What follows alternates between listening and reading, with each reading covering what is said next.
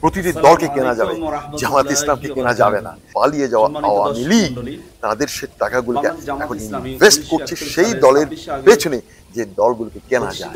আওয়ামী লীগকে প্রথমেই মানবতা লঙ্ঘনকারী দল হিসাবে এটাকে নিষিদ্ধ করা উচিত ফার্স্ট। আপনি যে বলছেন যে বিরোধী পক্ষ বা মানে অপোজিশন জামাত ইসলামকে বলছে যে গুপ্ত সংগঠন, রাবিশ, অ্যাবসলিউটলি রাবিশ। আমি মনে করি ভেরি ওপেন, ট্রান্সপারেন্ট সংগঠন এই মুহূর্তে বাংলাদেশের রাজনীতিতে যদি থেকে থাকে, that's Jamaat Islam. Very straight forward. ওদের গুপ্ত সংগঠন কেন হবে? ওদের বিরুদ্ধে এটা প্রপাগান্ডা, ইটস আ প্রপাগান্ডা। এটা এই যে এত বছর 16 বছর যে টাকাগুলো চুরি করে আওয়ামী লীগ নিয়ে গেছে, সেই টাকার কিছু অংশ তারা এখন ইনভেস্ট করছে দেশে একটা অরাজকতা সৃষ্টি করার জন্য, এবং কিছু কিছু দলকে তারা কিনে নিচ্ছে তাদের পারপাস সার্ভ করার জন্য।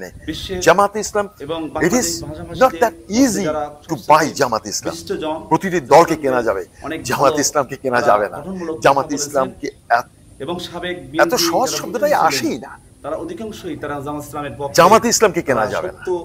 তাহলে জামাত ইসলামকে যদি কেনা না যায়, কাকে কেনা যায়? সেই দলগুলোকে কেনা যাবে যেই দলগুলোকে, যেই দলের নেতারা রাজনীতিকে পেশা হিসেবে তাই জীবিকা নির্বাহ করছে, রাজনীতিকে পেশা হিসেবে মনে করে, সেই দলগুলোকে কেনা যাবে। আর সেই দলগুলোকেই এখন আওয়ামী লীগ অর্থাৎ চলে যাওয়া, হটিয়ে দেওয়া, যারা এখান থেকে পালিয়ে গেছে, আমি হটিয়ে দেওয়া কেন বলবো, পালিয়ে যাওয়া, সেই পালিয়ে যাওয়া আওয়ামী লীগ তাদের সে টাকাগুলোকে এখন ইনভেস্ট করছে সেই দলের পেছনে যে দলগুলোকে কেনা যায়।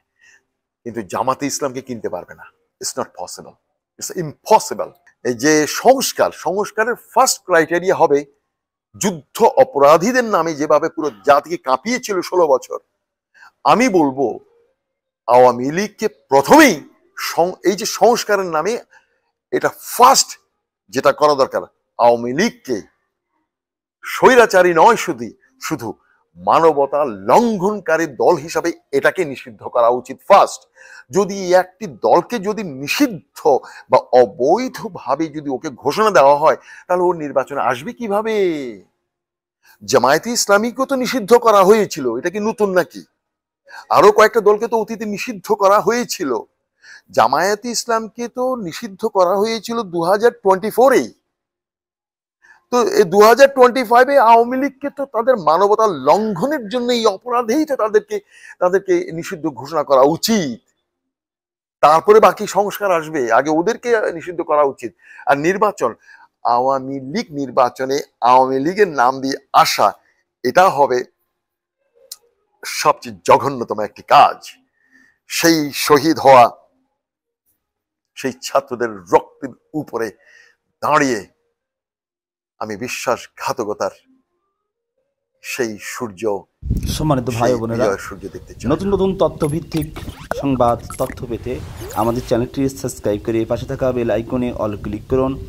আপনাদের সুন্দর মতামতের জন্য অবশ্যই কমেন্টে আপনারা লিখে জানিয়ে দেবেন, শেয়ার করুন, লাইক দিন। সবার সুস্বাস্থ্য কামনা করে জেড ইসলাম টিভির পক্ষ থেকে সবাইকে আবারও সালাম, আবারও ধন্যবাদ। আল্লাহ হাফিজ।